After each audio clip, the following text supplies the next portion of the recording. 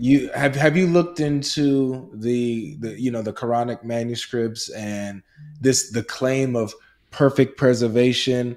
And if so, like, well, what are your thoughts on really the effect of that message for Muslims, the effect and how powerful it is for them to believe that there's only one Quran while everything else has been corrupted, while we have the holy book that God protected, and then how flimsy is that claim?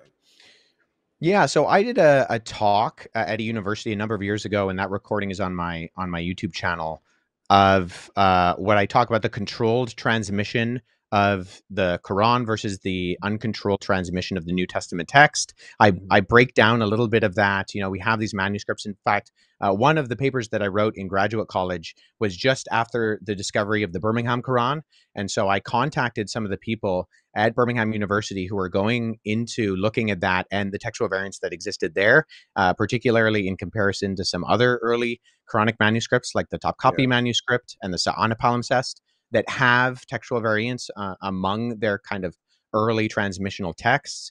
But yeah, to be totally honest with you, um, Avery, I don't know if what your experience is, but uh, getting into the weeds of that, I often find less effective as just going into the Quran and talking about how the Quran addresses the Torah and Injil, the gospel and the Torah, and how the author of the Quran does not seem to have any semblance or kind of idea that there is a kind of level of corruption that's going on in the text. In fact, in Surah 5, verse 46 and 47, the Quran lays out a chain of custody that yeah, God sent down the gospel to Jesus, confirming the Torah, which continued in the guidance and light that it possessed. And it says yeah, that the people of the gospel, in other words, Avery, you and I, Christians, yeah, must yeah, judge by what God has revealed to us in the yeah, gospel. And if we don't do that, guess what? We're the defiantly disobedient. yeah. And so We're the when I talk to rebellious. Muslims, yeah, and so when I talk to Muslims, I simply say, hey, I don't want to be the defiantly disobedient before God. The Mhm. problem is, though, if I look at the Quran and I obey what it's telling me to do there, and I judge the Quran by the gospel, I find the Quran false.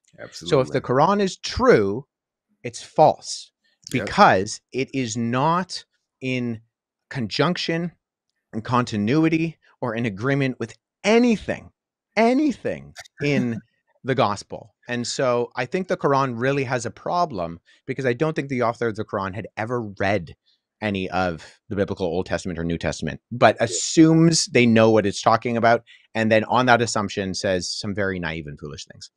Yeah, one, I would say that that's my favorite argument is the Islamic dilemma. It's what I say when people always ask me what should I learn when it comes to Islam and what's the first step. I always tell